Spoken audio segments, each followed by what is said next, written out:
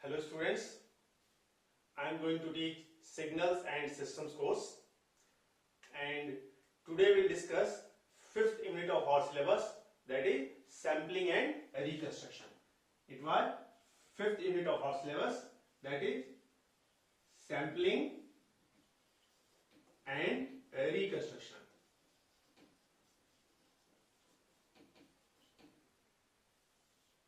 Sampling and reconstruction. This unit is about sampling, that is sampling process, and reconstruction part. That means how we are getting a discrete time signal from a continuous time signal. That is the sampling process. And how we are getting from discrete time signal to again back continuous time signal. That is the reconstruction part. So this chapter will discuss in two separate parts. One is sampling process and the other is reconstruction. So today we will discuss this sampling process. Today we will discuss sampling process. Sampling process. A sampling is a process in which we are getting a discrete time signal from a continuous time signal. That means a discrete time signal, let us call xn, a discrete time signal xn is obtained from a continuous time signal, CT signal, let us call xt, that is a discrete time signal xn is obtained from a CT signal xt, that is by sampling. This we will discuss today. A discrete time signal xn is obtained from a continuous time signal xt by sampling. That we will see what that sampling is. Actually, when you want to discretize a signal, let us call xt, will pass this by a sampler. Let this call, it is an ideal sampler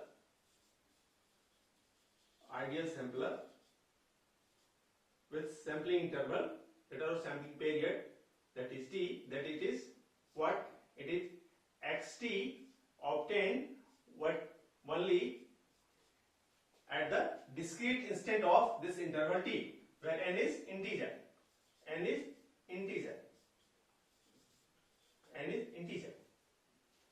T is called here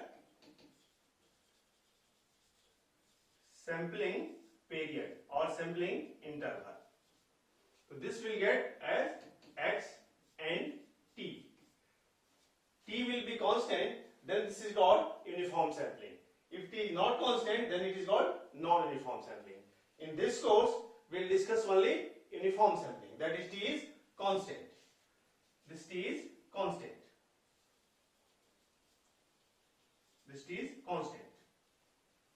That means this is a function of n only.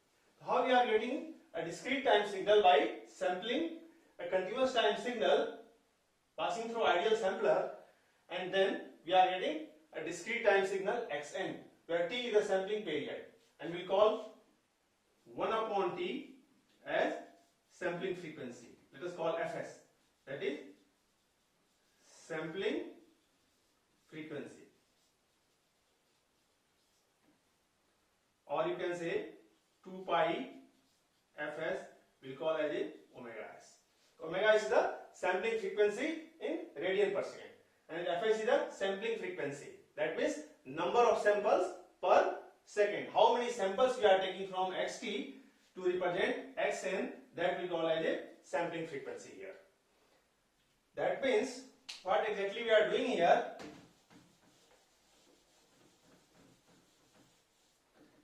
Let this continuous time signal xt, let this is the xt. This is a continuous time signal xt. This is 0, this is continuous time signal. When you are passing through an ideal sampler with sampling period t, then we are getting discrete signal, that is this x and t, that is x n. Just we are replacing t by nt.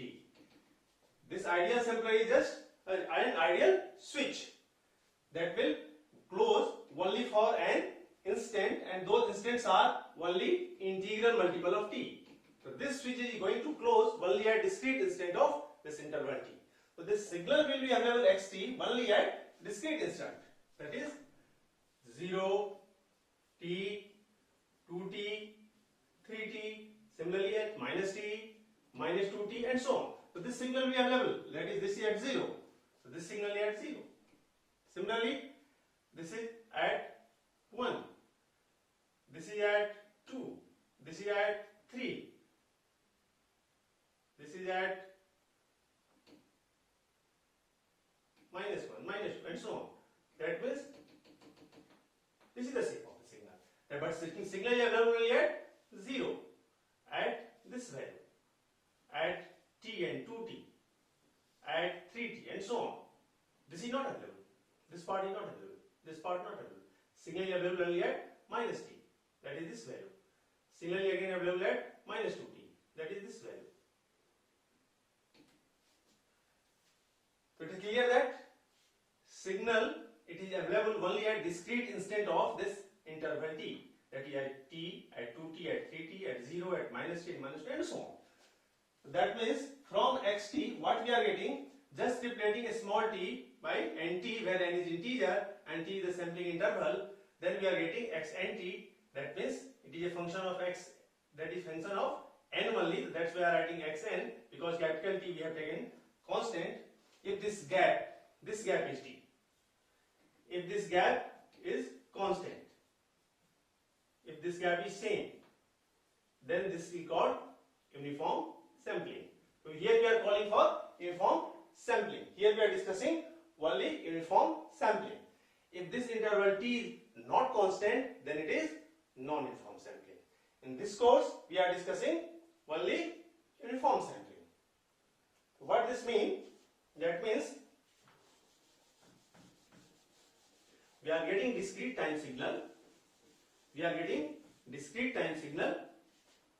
That means this xn signal from this xt just by passing through the ideal sampler. This equivalently can be written as, that means this xn or this xnt obtained from xt, this is equivalently, it can be written as that discrete time signal xn is obtained from the multiplication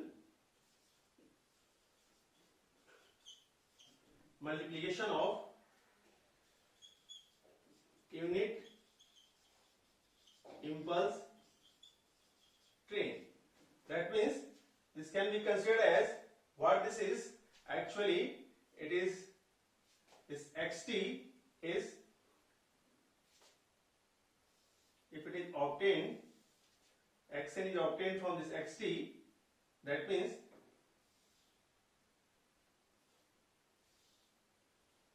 you will consider this as a train of impulses with gap of t.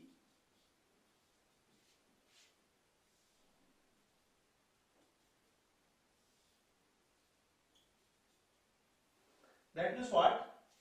This xn or this xnt is multiplication of this signal and this signal. What this signal is, let us call this signal is impulse train, that is pt, that delta t minus nt, where n is minus infinity to infinity. So this is a periodic train of impulses. If we multiply this with this, we can get this, because this is the property of impulse, that is wherever this n, that is 0, 1, 2, 3 or minus 1, 2, 3, so it is located there only, that impulse, and addition means this is the impulse train. Let us call this pt. It means what? It means this xn, after sampling, let us, this multiplication of xpt is the multiplication of xt and pt. If I am multiplying xt and pt, then equivalently we can write this signal. That means it is our discrete time signal. That is xt multiplying with pt. That means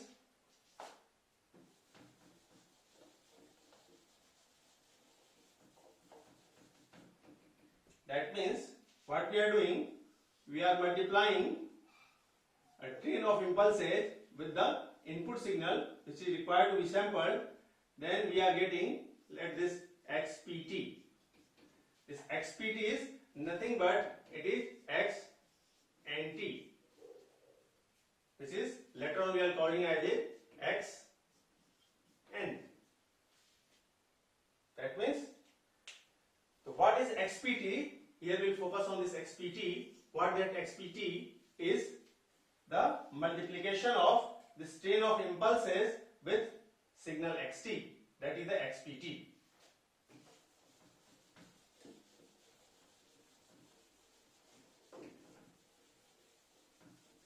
If we will analyze in frequency domain, this pt and minus infinity to infinity delta t minus nt, where t is the sampling interval. Then multiplying this by xt, we are getting xpt. So we can see in frequency domain, that means what is its Fourier transform? Because xpt is what? xt into pt. That means x in frequency domain, we can write x j omega as, that is xp j omega as x j omega and p j omega with a multiplying factor of 1 upon 2 pi. So this is a representation in frequency domain, because here it will be convolution. Because they are multiplied in time domain, they will be getting convolved in frequency domain with a factor of 1 upon 2 pi. So in frequency domain, we can represent xp as like this, right? The spectrum of xp will be this 1 upon 2 pi factor, and these two signals are multiplied here. Here they are getting convolved. Then what will be this pj omega? We can get from here. That means this pt that is equal to this summation n minus infinity to infinity delta t minus nt. We can have CTFS for this, and the CTFS will be for this train of impulses we have already done in CTFS chapter. That is the CTFT component and the coefficients we have obtained there, and that was 1 upon t summation e to the power j k omega naught t. This was the representation in CTFS, and k minus 20 to infinity. This was the CTFS representation. In this case, omega we are taking is omega s, that is sampling frequency. So that's why this becomes omega s. Now, for this CTFS representation, we can write the Fourier transform, and that will be Fourier transform representation, and that will be CTFT of this, because the CTFT of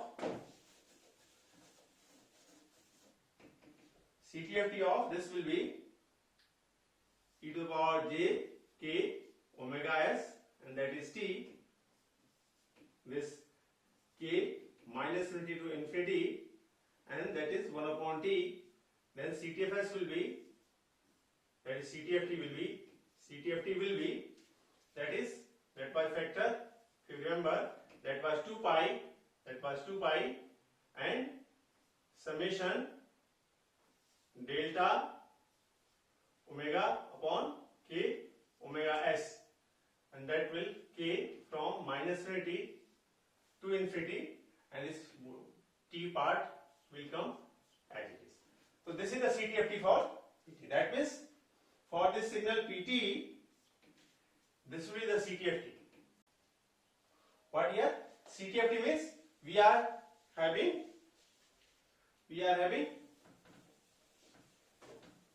if PT is this, then we are having P j omega. What that P j omega will be? That is 2 pi upon T summation k minus infinity to infinity del omega minus k omega s.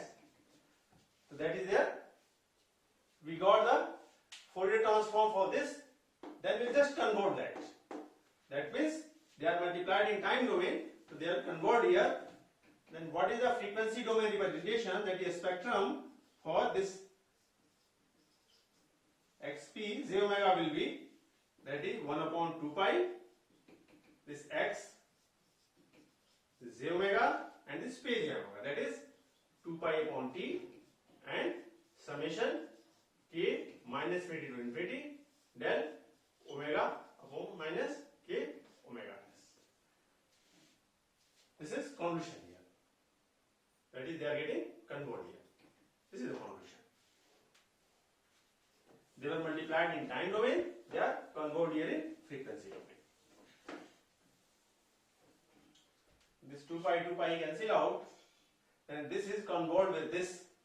That means convolving x j omega with an impulse. That means this delta omega minus omega naught. That means what? It is x j omega minus omega naught. It is the meaning of that. That means convolving x j omega to an impulse. That means location of that x j omega at that particular frequency. This is the property of, we are using here the property of impulse. This is the property of impulse. This is property of impulse. Property of impulse. That means when we are convolving this and this, then what this xp j omega will be, what it will be? That will be x and j omega minus k omega s, and this summation k minus infinity to infinity. So this is the spectrum of the output. When an impulse train is multiplied with signal x, then in frequency domain that xp j omega, that will represent like this. We can write this spectrum. In fact, we can just have this spectrum plotted here. What this spectrum will be? This is, if we are plotting here, if let us see, if this x j omega, that is a band limited signal and its frequency range minus omega n to omega n. I am assuming x j omega is a band limited. For band minus omega m to omega m, the signal is there, and of course here 1 upon t will remain there. That is 1 upon t. That is, I am assuming x j omega this. Okay, then we can plot this. What it will be? If I am plotting this, same.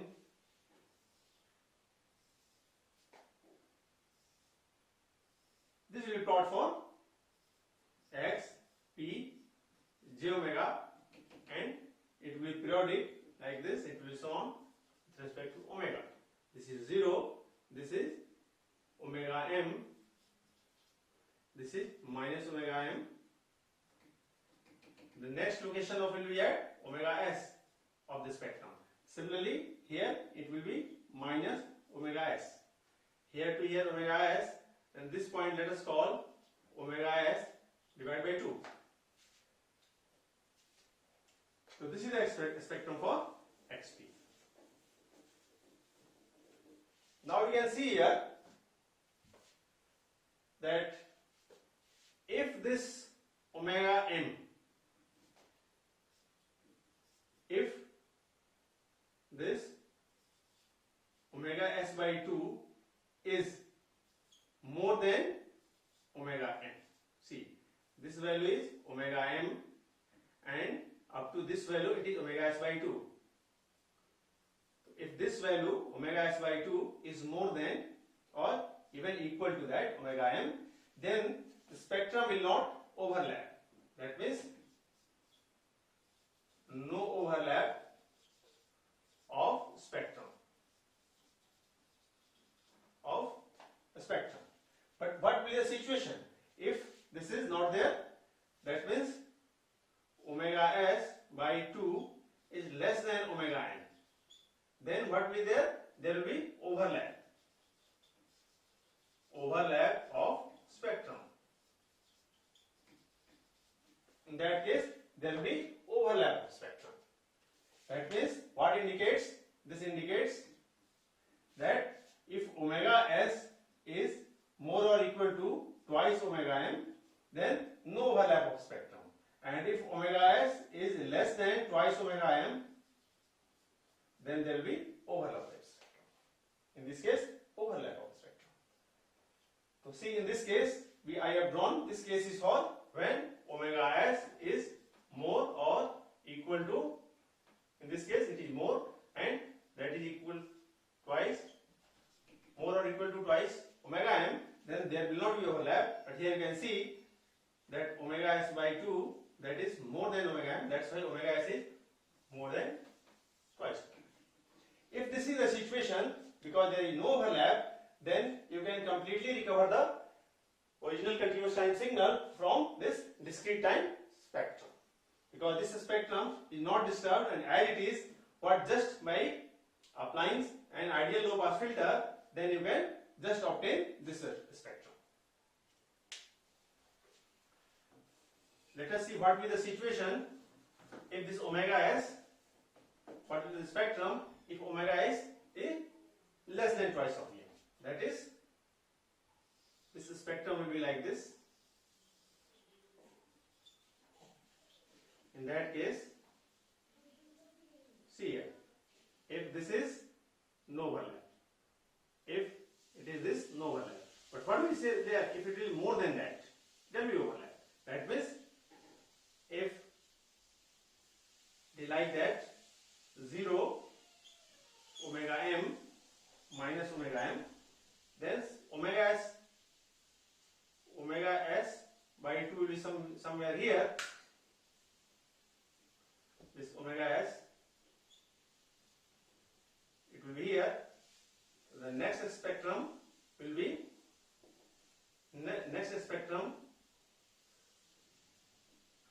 similarly here it will overlap. In this part, this is the overlap part, and that will be the spectrum like that. So see, this will be the actual spectrum because of this overlap. This will be the actual spectrum. That means in this band you can say there is a loss of information.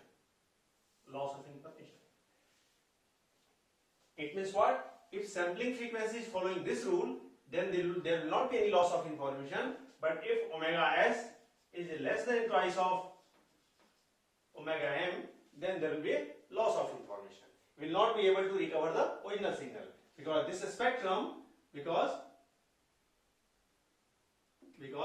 this spectrum cannot be obtained from this spectrum because here is a loss of information.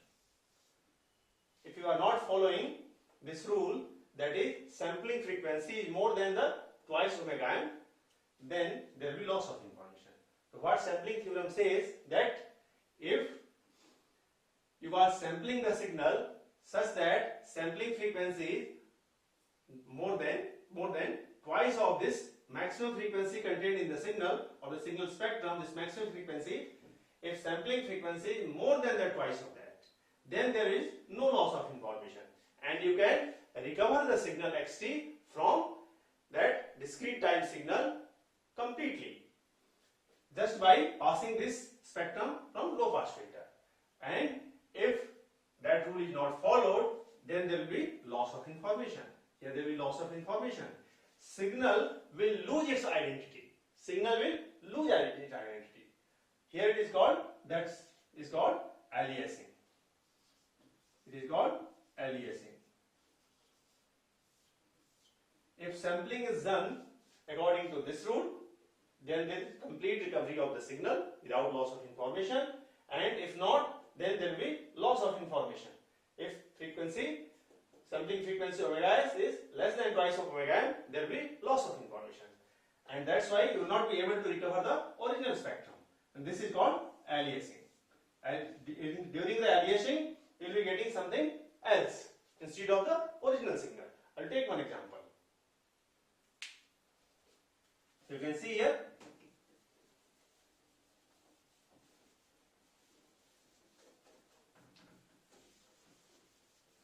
that means if you want to recover this, just pass it through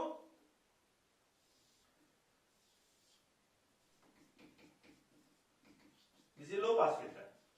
Just pass it through. I am passing it just by a low pass filter. Let this minus omega c, this is minus omega c, and this is omega c. Okay. If this is passed through low pass filter, that means this part 0, this part 0, then what will output? Only this. That is same will be recovered here. Okay. That means same original spectrum will be recovered. This is ideal low pass filter. Ideal low pass filter. Ideal low pass filter. Where this omega c, of course this omega c should be more than omega n. This cutoff frequency of low pass filter should be more than omega n. And what is this point? This point is what? That this is omega s, this is minus, this point is omega s minus omega n. That means cutoff frequency should be less than that. This cutoff frequency, you can write like this, that is cutoff frequency omega c should be more than omega m, but it should be less than omega s minus omega n. So we can use this low pass filter to recover this original spectrum. In that case, if these two are, that means xp j omega is multiplied with h j omega, then this will give x j omega. Here you are completely recovering this original signal spectrum.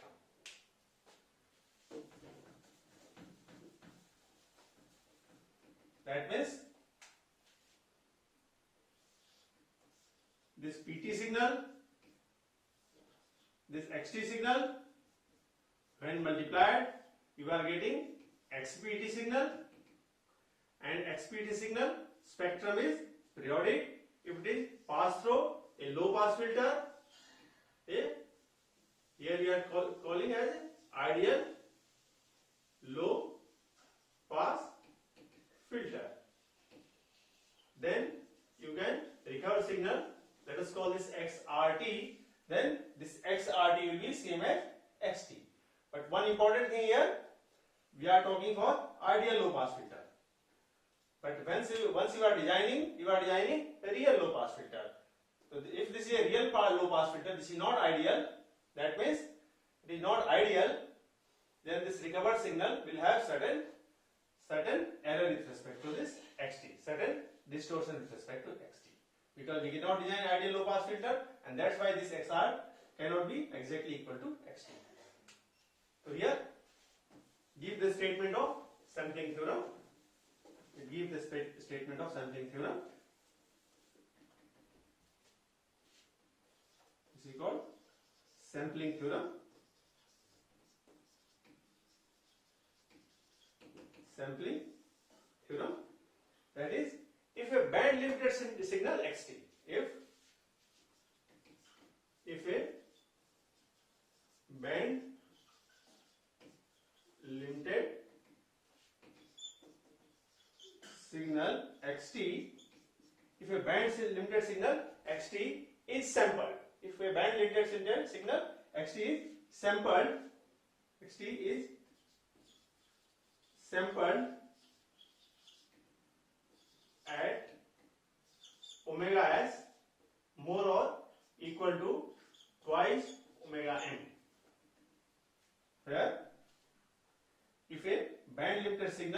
xt is sampled at omega s more or equal to twice of mm, where x j omega is band limited. That means this is equal to 0 for omega more than omega n. This is the meaning of band limited. That is, it is 0 any frequency above omega n and below minus omega n. This is a band limited signal. If a band limited signal xt is sampled at omega s sampling frequency more than twice of the maximum frequency contained in the signal, then there is complete recovery of the signal. Then there is no information loss. There is no information loss, and signal xt can be recovered. Signal xt can be recovered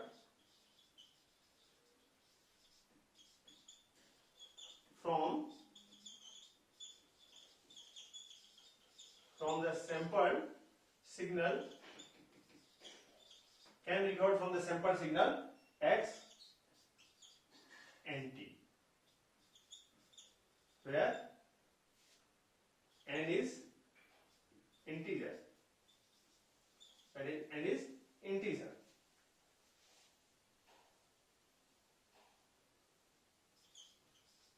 By passing xpt to low pass filter. That will be the statement of sampling theorem. If a band limited signal, if signal is band limited, then there is no loss of information if this sampling rule is followed. The maximum frequency contained signal is at omega n, then this sampling frequency should be more than that twice omega n. Then there is no loss of information. There is no information loss, and signal xt can be recovered from the sampled signal, that is x and t, where n is integer, just by passing xpt to the low pass filter. That is, it is the same thing. That means what is xt, pt, then we are getting xpt, that is a sample signal, that is nothing but x and t signal. When this signal is passed through ideal low pass filter, then we are recovering xrt, where xrt will be exactly equal to, this will be exactly equal to xt. That is the thing. But this xrt is obtained exactly equal to xt, only xpt is passed through ideal low pass filter. But in real life, we are designing a real low pass filter, and that's why this low pass filter is having certain discrepancies from ideal low pass filter, and that's why this xrt will have some distortion with respect to xt.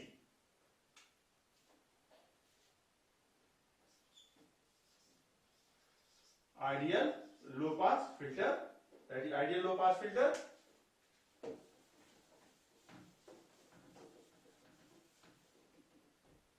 Ideal low pass filter, that means this h j omega should be exactly equal to 1 for omega more than omega c.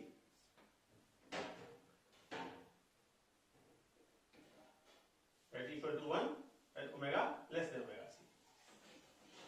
And it is 0 for omega more than omega c. That is the meaning of ideal low pass filter. But in actual, a real low pass filter, this will not be exactly 1 and this will not be exactly 0. And that's why you can expect this will not be exactly equal to xt, and there will be some distortion. So here we have seen sampling theorem and sampling rule, that is sampling frequency omega s should be more than twice of maximum frequency contained in the signal. This value twice m is called Nyquist rate. Nyquist rate. That means if you are sampling your CT signal at Nyquist rate, then there will not be any loss of information. You can completely recover the signal from that discrete time signal, just passing from a low pass filter. That means But if you are not following this, then there will be overlapping of the spectrum, as we have already seen. There will be overlapping of the spectrum in frequency domain, and there will be loss of information. You will not be able to completely recover the original signal. You will not be able to recover the original CT signal, XT, from XPT, because there is a overlapping of spectrum, and this will call as a aliasing. That means if omega is less than, then we will be having aliasing effect. We will be having aliasing effect.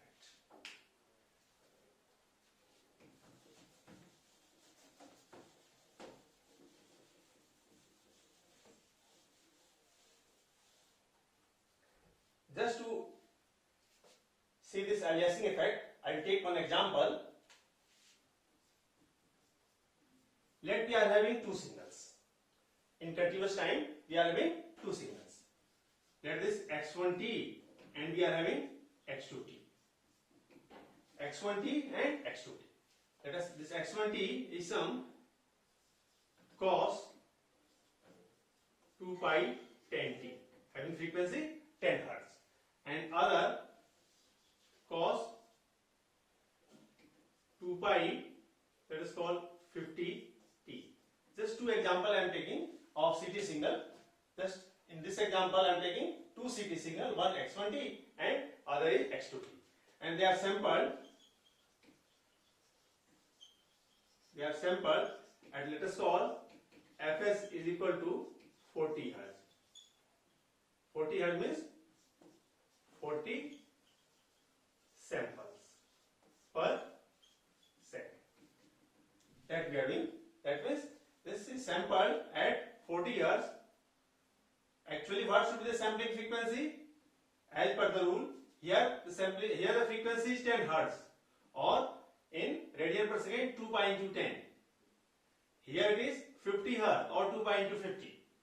That means the sampling frequency for this should be more than 20 Hz, and sampling frequency for this should be more than 100 Hz. Okay?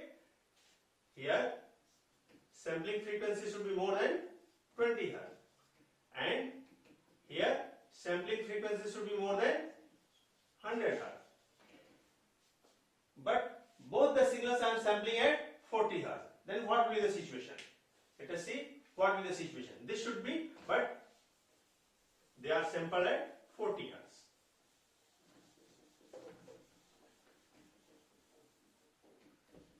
Then what this x1 t will put t is equal to nt.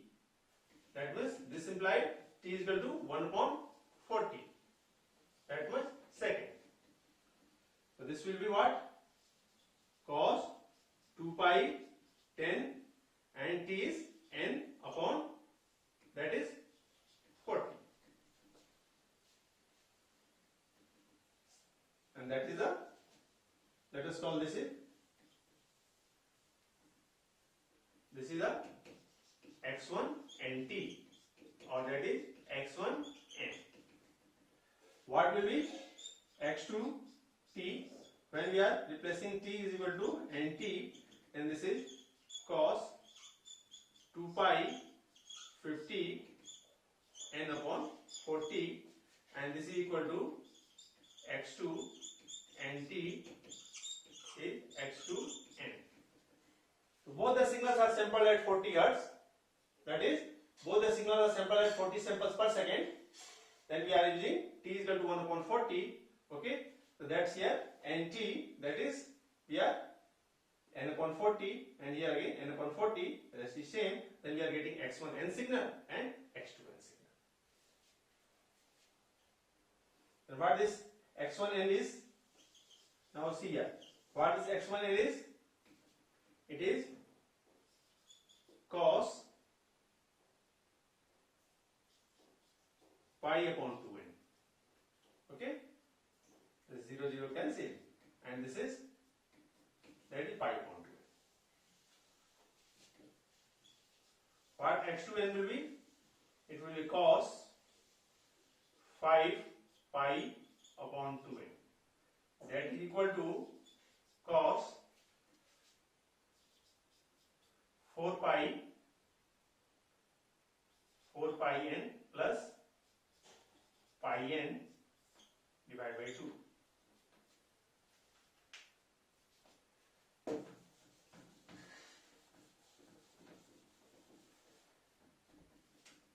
That means this x2n will be cos 2 pi n plus pi n by 2, that is equal to cos pi by 2n.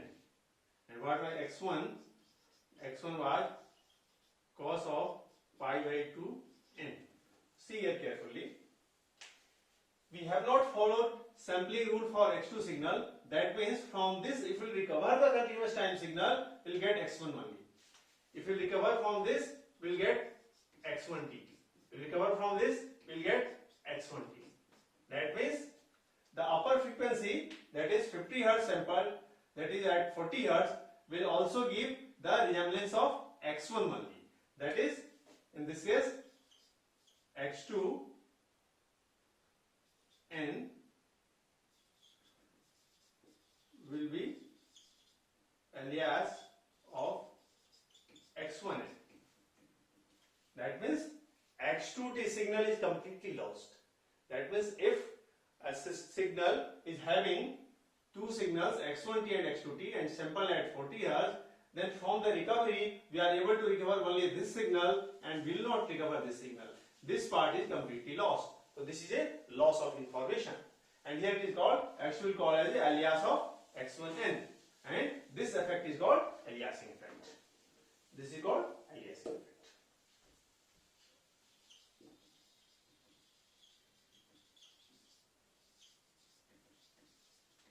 That is when sampling is not according to sampling rule. What is that sampling rule? That omega should be more than double of the maximum frequency contained in the signal. That is, omega should be more than the Nyquist state. If it is not followed, then this higher frequency component is taking the identity of lower frequency component. This is called alias, and the effect is called aliasing effect. So that's why when you are doing sampling, then sampling should be according to sampling rule. That is sampling theorem. And sampling theorem states that if a band limited signal is sampled at frequency more than the Nyquist rate, then you can recover the original signal by passing it from the spectrum from the low pass filter. Then you can recover the original signal. There will not be any loss of information. But if sampling is not according to sampling rule, then there will be loss of information and the identity of original signal will be lost. This is the sampling theorem.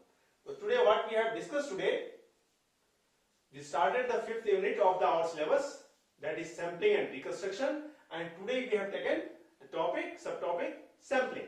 We have seen what is sampling. Sampling is just multiplication of signal with train of impulses. And then we have seen the spectrum.